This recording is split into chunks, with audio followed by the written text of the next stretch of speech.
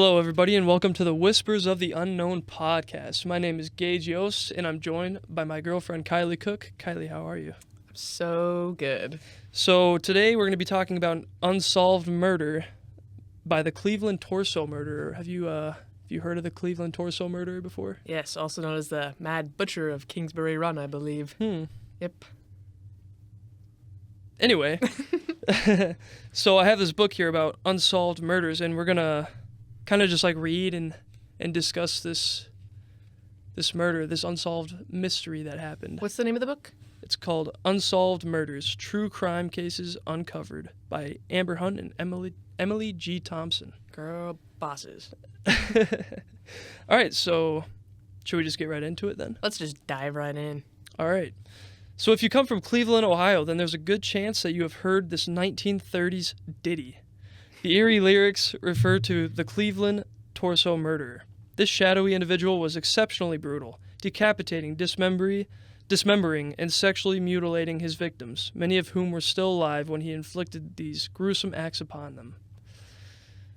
Ugh. Not good. Not good.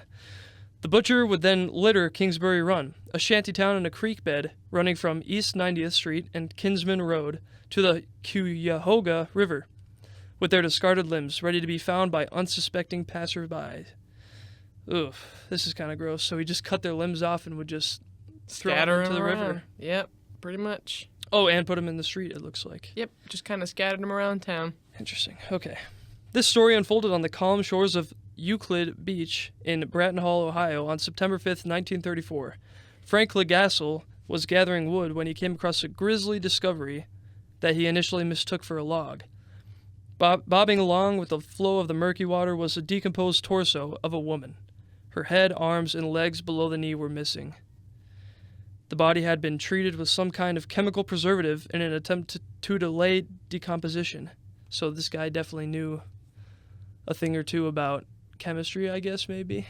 Yeah, I think he was probably pretty well versed in like medical knowledge and all that kind of stuff, because I know that in a lot of his murders and a lot of his victims, like his way of decapitating his victims were like very like disgustingly like well done and like poor choice of words here, but well executed. But It's not funny. Someone died 100 years ago. so many people, so not even 100 years ago. 90 years ago. This is still pretty fresh, so tread lightly. All right. Anyway, so this guy knew how to mummify people. The identity of the first victim was never discovered, and she was dubbed the Lady of the Lake. Yeah. I never heard about this. Mm-hmm. Although never officially confirmed, the Lady of the Lake is generally accepted as the first victim of the Cleveland Torso Murder. May I add that this woman was never identified, and when she was found, she was missing her head, her arms, and her legs, like below the knee. So it was quite literally just her torso. Yeah. And Hence the name, the Cleveland Torso Murderer. dun dun dun. It was not until the following year that Cleveland police realized that this macabre, M-A-C-A-B-R-E, Macabre. Macabre. Macabre? What I think it's just macabre. What does that mean? Like dark and gruesome and Ooh, okay. macabre. I think it's Ooh, macabre. good job. Good vocab. Thank you. Macabre find was no isolated incident. There was a serial killer in their midst. The date was September 23rd, 1935, and Cleveland was swarming with worshippers gathering from the National Eucharistic Congress while playing softball in a ravine in Kingsbury Run, just at the foot of Jackass Hill. I don't know if I'm allowed to say that, but that's okay. Two boys stumbled across the bodies of two men who had been decapitated and castrated. Ooh. Yeah, no bueno. Ooh. Yep. I am not jealous. Me either. One was identified via finger... This is not funny, by the way. This No, happened very serious. Sorry. very recently. Somebody's dad we're talking about right now. I don't know about that. Not going to have any more kids, that's for sure. One was identified via fingerprints at Edward Andersey, 28, a petty criminal from Cleveland's West Side. He had rope burns around his wrist, presumably from being bound by his killer. Not good. Being locked down. Mm-hmm. The other man, who was stocky and middle-aged, was never identified but appeared to have been killed several weeks before Andrassy. Which is interesting that they were found in the same spot. So this guy's like going back to his dumping grounds regularly. Possibly to revisit the people he's killed. I mean, that's a thing. That's a lot of, well, not people. People. That's many people that I know that kill people quite commonly. They always revisit the scene. Oh, that's funny. Well, Disturbingly, the professional-looking decapitations were not carried out post-mortem, but were the cause of death for both men. Yeah, that's the last thing you see. Well, maybe not. I guess if your head's down, then yikes. The famed Prohibition agent, Elliot Ness, had been transferred from Chicago to Cleveland in 1934 to become the city's safety director. He had successfully led an operation against Al Capone and other Chicago mobsters, and his remit was to clean up Cleveland's notorious organized crime networks. However, a very different kind of criminal was apparently now at large, and Ness was determined to catch him. Yeah, working with the big dogs. So 4 months later, a barking dog drew attention to two half-bushel baskets covered with burlap bags discarded behind Hart Manufacturing. Stuffed inside the baskets were the lower half of a female torso, 2 thighs, a right arm, and a hand.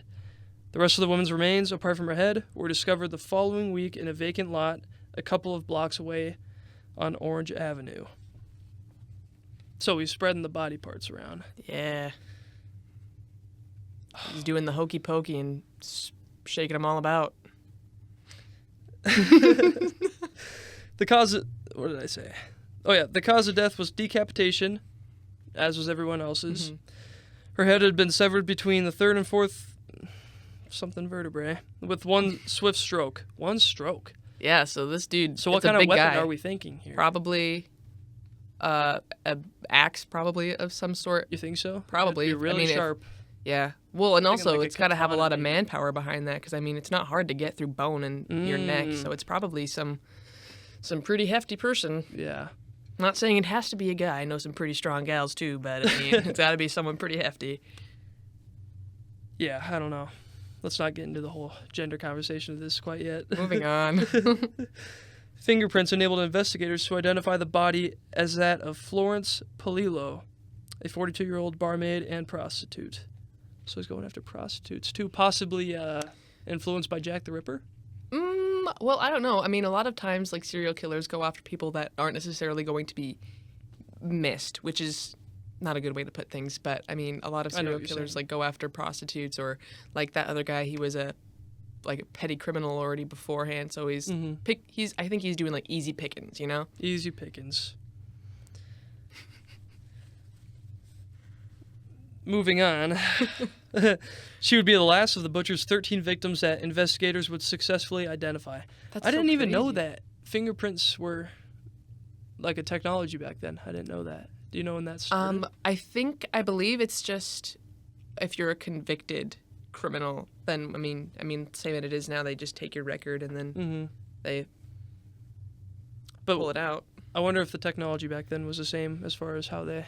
Well, have you seen the old spy movies where people like throw the dust, throw the dust and we dust it off of a glass, and then they use the glass or like a piece of tape or something to get that fingerprint off? I'm sure it was just like that. You're probably spot on there. Yeah. Victim number 5 was discovered in June 1936. This time, 2 boys were skipping school when they happened upon a pair of trousers rolled into a ball lying near train tracks in Kingsbury Run. Everything's happening in Kingsbury Run. That's the whole point of this. It was crazy how it got this name. Wait, and all their torsos are gone. This might be the same guy. That's nuts. Or girl. We don't discriminate here.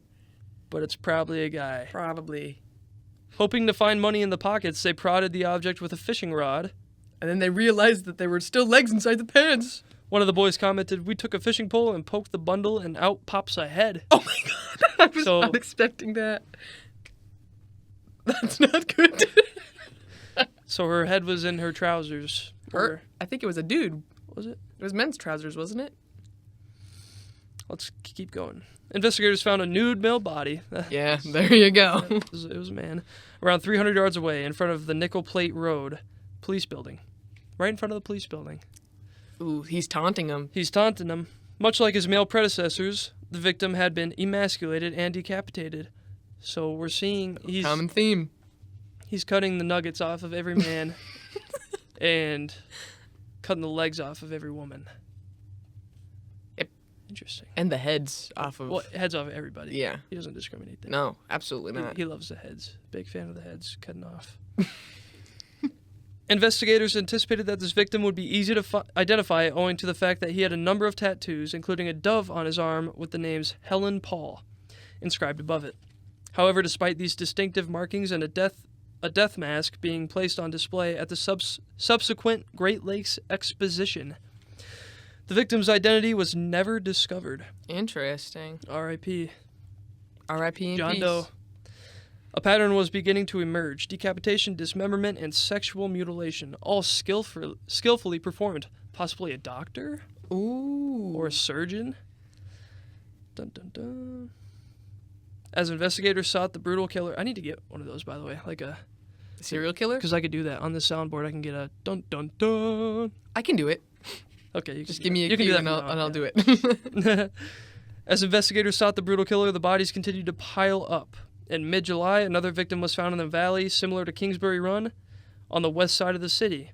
He, too, had been decapitated and castrated. See, so it's not only happening in Kingsbury Run. It's just the area. I mean, I guess it's just the majority of them have been in Kingsbury Run. Yeah, okay, yeah. This was on the west side of the city, though. Yep. He, too, had been decapitated and castrated. The head was found 10 feet away alongside a bundle of bloody clothing. The substantial amount of blood on the ground indicated that, unlike previous victims, this man had been killed on the spot. Mm. Oh, and then decapitated afterwards, so it's a little change in He had to his keep ways, up I with his suppose. appearances, I guess. In September, the remains of the seventh victim were discovered in a stagnant creek in Kingsbury Run. So back to Kingsbury then. He got tired of the west side, I guess. Aye, aye, Captain. Near his body was a blood-stained shirt wrapped in a newspaper. The creek was dragged by divers until the lower halves of his legs were found. Mm. He, too, had been emasculated. His head was never recovered. Ooh, maybe he kept that one as a trophy. Kept a trophy, maybe. The year 1937 brought a spate of new bodies. On February 23rd, the upper part of a young woman's torso was found on Lake Erie's rocky eastern shore. Unlike those before her, she had been decapitated after death. So it seems like he's switching things up a little bit. Maybe he is being a little more methodical. Maybe. Possibly, yeah. The lower half, yeah, because they could, like, take the memories out of her head had it been... I don't know. No, what I'm trying to say is maybe I don't know if he was necessarily maybe like killing the people at the scene of where he dropped them, like where he like put their body parts afterwards, or if he killed them and then moved their bodies somewhere to dispose of them. And maybe he is scared of getting caught, so maybe he's doing it. Maybe he's like killing his latest victims somewhere else and cutting their head off and then disposing of them or something like that. I don't know. It's a good thought. The lower half of her torso washed ashore 3 months later. Bones and a skull were all that remained of victim number 9, who was found on June 6th. They were unearthed between the Lorain-Carnegie Bridge, less than a mile from Kingsbury Run. I'm not confused, but I'm interested. It's interesting that that first victim, he used like chemicals or something to like prevent or to delay the decomp, but he doesn't sound like he did it to anyone else. I just think that's interesting. I guess they haven't brought that up again. I don't know. Not that it means anything. It's just It's interesting though. Yeah. Yeah. Something to ponder. Yes. Yes, interesting. Analysis of the bones revealed that they were those of an African American woman who had been dead about a year. Oh, wow. As the news spread throughout the city, a man claimed that the remains were those of his mother, Rose Wallace, who had disappeared 10 months earlier. However, this was never officially confirmed. It's interesting that he has so many, like, types of victims that he's going after, because I feel like in a lot of cases, mostly they either focus on young women or they focus on young white males or young black males or something like that. But it seems like he's just going for whoever and whatever's available at the time. Yeah, it is kind of weird. Which is, I mean, going to make it harder to catch him too if it's just random. Mm-hmm. So I feel like he's definitely thinking this well out. That's a good point. Yes. Gosh, I'm glad I have you on the show. I would have never thought about that. I guess. listen to a lot of murder. You have nothing to worry about. I love you so much. All right, analysis of the bones revealed that... Oh, I already covered that part, excuse me. Investigators did not have to wait long for yet another body to appear. On July 6th, the lower half of a man's torso was found floating in the Cuyahoga River. I think it's Cuyahoga. Cuyahoga. Thank you. Oh my gosh. I know. What would I do without you here? I just am so good with words. Moving on. A burlap sack containing his upper torso was later retrieved later. Goodness gracious. The victim had been sliced open, gutted, and his heart ripped out. Oh, so this is new. Yeah, this is like Jack the Ripper type now stuff. he's getting angry, is what it sounds like. Well, I think he may be just antagonizing police, perhaps. I mean, going a little above and beyond, going a little more extreme. I don't know. Yeah. Maybe he... I wonder... Well, I don't know. I was going to say maybe he is... I know a thing back in the day were like body farms and like... Body farms? Yeah, so I mean, like people now, like people use like cadavers and whatnot. Mm-hmm. And back in the day, there was not like all this protocol that you needed to go through. It was there was, but a lot of the time you could get away with getting bodies in not the nicest of manners, you know. But I wonder if like that was maybe his motive to begin with, because I know there's a couple other cases where people have just killed people to sell their bodies for profit and whatnot. But the thing is that I mean, like all of their bodies parts are being found. Yeah. And now, I mean, did they say that the organs were like removed and then they were like gone, or they were just like they were still there? They were just out.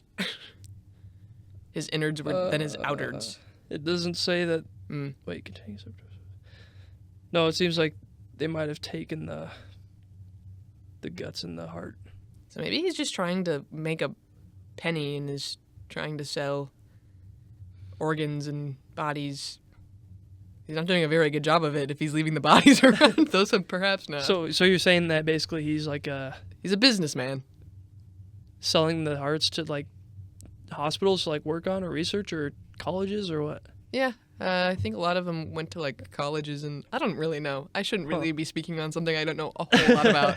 I just have heard of that before. We can continue. All right. There was a respite until April the following year when a young laborer saw something floating near a sewer outlet flowing into the Cuyahoga River. There you go. At first glance, he thought it was a dead fish, but on closer inspection, he realized it was the lower half of a woman's leg. It's a big old fish. Yeah. In the coming weeks, a lung, a knot of intestines, and a thigh would be found in the river. Oh my gosh. Along with 2 burlap sacks, one of which contained 2 halves of a torso. He loves his burlap sacks. He's just shoving everything into those. The second sack, which may have contained the head, sank without a trace. There's another one. Lost and forgotten. Despite Elliot Ness and the Cleveland police's best efforts, they came no closer to catching the Mad Butcher of Kingsbury Run. They followed a profusion of leads, but every tip and search proved fruitless. The final 2 victims were found on a landfill at East 9th and Lakeside in 1938. A female torso was wrapped in a man's blazer and then wrapped again in an old quilt. A nearby box contained the legs, arms, and head. That was wrapped in a brown butcher's bag. So you said this was a woman that was wrapped in a men's And a man's blazer. blazer. I wonder if this was his, or if this was just a random blazer he found laying around. Interesting. Or it was from one of the previous victims, maybe. Perhaps. As investigators trudged among the garbage, they came across the remains of a male body There we go. in a more advanced state of decomposition than the woman found nearby. His head was found in a can. The landfill was in full view of Elliot Ness's office window. Oh, so he's Almost as if the killer was taunting I was the director. going to say he's definitely toying with all the detectives. That's cold. 2 days later, Ness raided the shanty town of Kingsbury Run, demanding that it be burned to the ground. Oh. Many residents left homeless were rounded up and arrested. I was going to say, I don't think that's a good way to go about that. That's a really good way to make enemies with. Can't find him, just burn it down. Well, who are we supposed to be protecting? All the people that are in this town? Well, let's just leave them without homes. That way we can, we can really get to the bottom of this issue here. That's a great idea. Elliot Ness, I feel like, could have done a better job, and different methods could have been used. Ness presumed that the killer lived a transient lifestyle like his victims, so he thought maybe he was homeless. Well, I feel like a transient wouldn't necessarily have the ability or the knowledge to very cleanly decapitate people and eviscerate them and disembowel them. Yeah. So I feel like that might not be the bestest answer. I feel like we're not looking in the right spot. I don't feel like a transient would be methodical enough to want to taunt the detectives. I feel like they'd want to. I feel like if it was a transient, they would continue their life of moving about. Amber says that he did this without having any evidence to back up his theory. So. Yeah.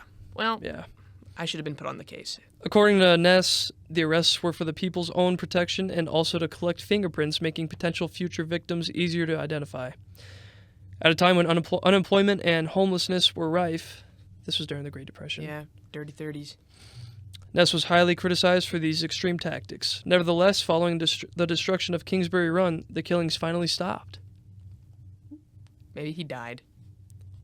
Dun dun dun! The Cleveland torso murderer's skill with a knife led to speculation that he must have an extensive knowledge of human anatomy. I agree. Coroner Dr. Samuel Gerber posited that the killer could be a doctor, medical student, male nurse, an orderly, a butcher, hunter, or veterinary surgeon, which is exactly what we were saying. Yeah. To a certain point. We didn't think of hunter, I guess, but... No, well, I mean, just because you are familiar with butchering animals doesn't necessarily transfer the knowledge to butchering humans, because their anatomy is a bit different in lots of cases. That's a good point. Yeah, I know, I'm full of them. An article in the Cleveland News in 1936 described the killer as someone who kills for the thrill of killing.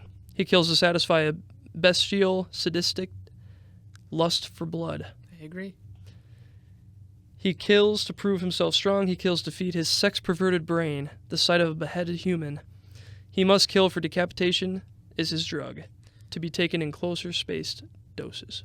I wonder, because I remember the first victim, did it say that she was sexually mutilated?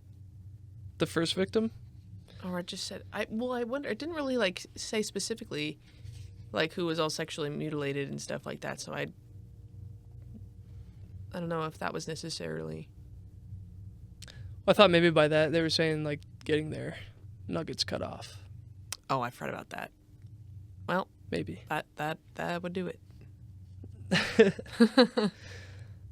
Let's see, where was I?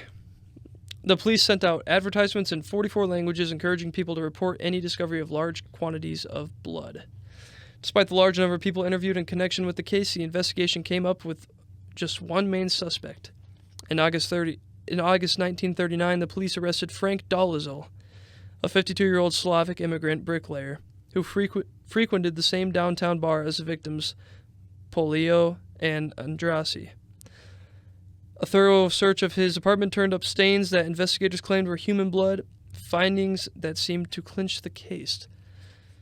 Dolezal was questioned unrelentingly for 2 days, at the end of which he supposedly confessed to the murders. I wonder if, they were We've heard this interrogating one or if they were beating the ever-living poop out of this guy. We've heard things like this before. Yeah, so. I think forced confessions are very real. However, other than circumstantial evidence, there was little to tie Dolezal to the slayings, and it did not take long for the case against him to start unraveling. Mm-hmm. There were also several discrepancies in Dolezal's so-called confession. He offered to direct investigators to the missing body parts, but led them on a fruitless search. In addition, the supposedly incriminating bloodstains found in his bathroom turned out to be from an animal. Dolezal then recanted his confession, claiming that the police had beaten it out of him. There we go. There it is. Called it. Before being brought to trial, the unfortunate Dolezal was found hanging dead in his cell. Oh, uh-oh. So, Did he do it? I was going to say, was that a him thing or was that a cover up so he can't talk anymore, make him look like he's guilty kind of a thing? The ensuing autopsy revealed bruises and 6 broken ribs. Yeah. So, guessing that wasn't a him thing. all of which were inflicted while in the custody of Sheriff Martin O'Donnell. Not good. Today, it is generally believed that Frank Dolezal was innocent of the Cleveland Torso murders. I'd have to agree. In 1938, Elliot Ness had another suspect who was never publicly identified. During Ness' grueling interrogation, this suspect was locked in a hotel room for 2 weeks, a clear violation of civil liberties. In his book, In the Wake of the Butcher, James Badall named this secret suspect as Dr. Francis Sweeney, a Cleveland physician and veteran of World War I. During his time in the Army, Sweeney had served as part of a medical unit that conducted work, including amputations, on the battlefield. So, it's him, right? It's got to be. It doesn't have to be, but This is our guy. It's a good-looking suspect. This is our guy, I think. We don't know that. But it's looking like a good chance.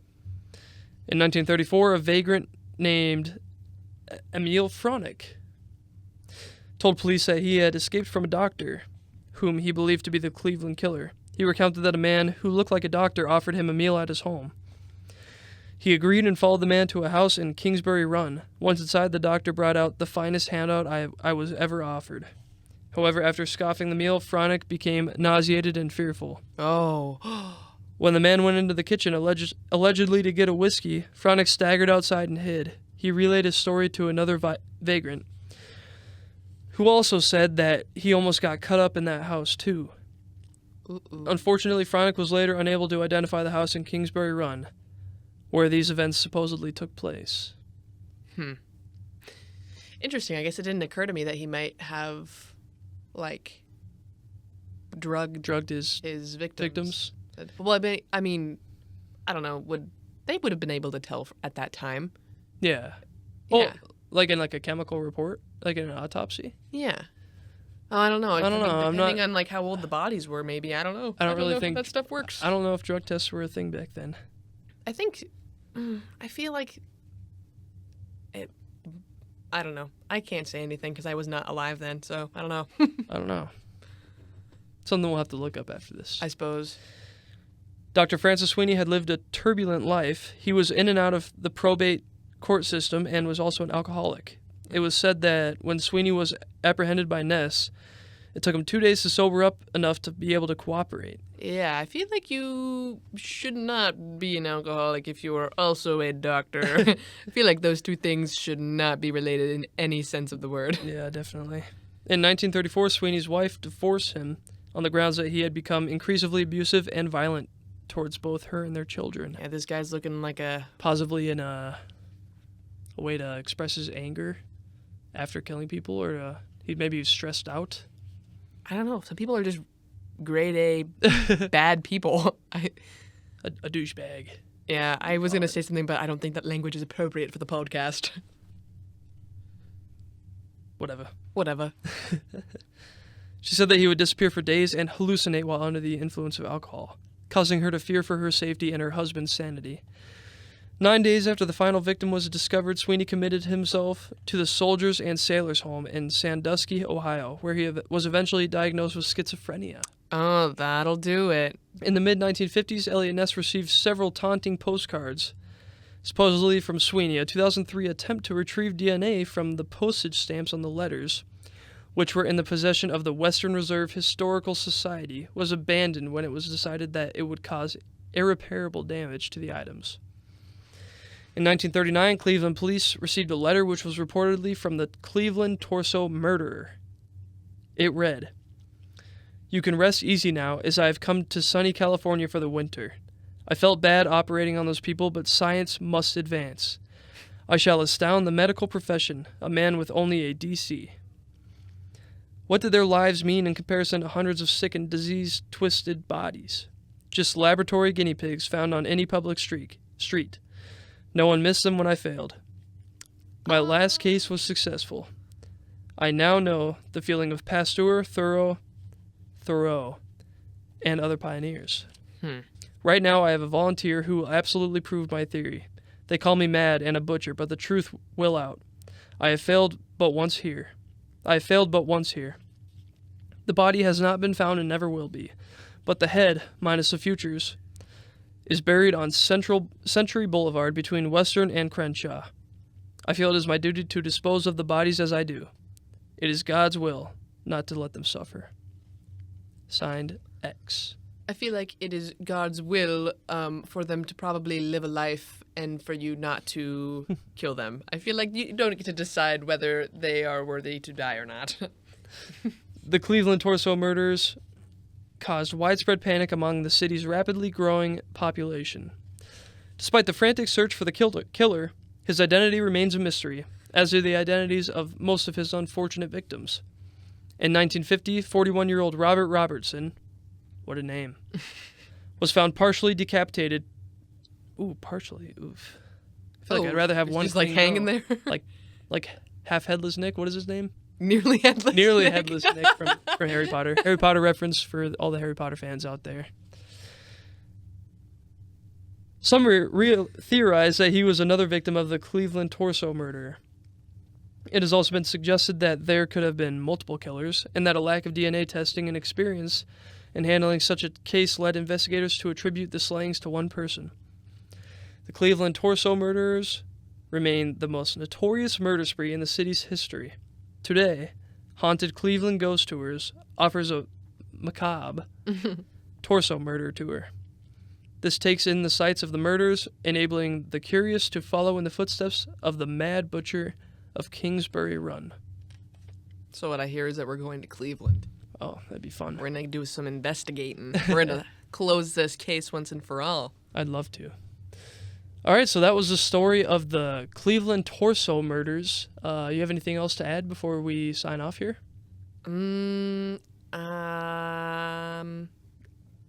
Maybe don't kill people and dismember their bodies and disembowel them. That seems like a bad thing to do. That's all I have. That's my lesson for today. Very wise words. Yeah, that's what I took out of this. Well, thank you guys for listening to the Whispers of the Unknown podcast with me, Gage Yost, and my wonderful girlfriend, Kylie Cook. Whoop whoop.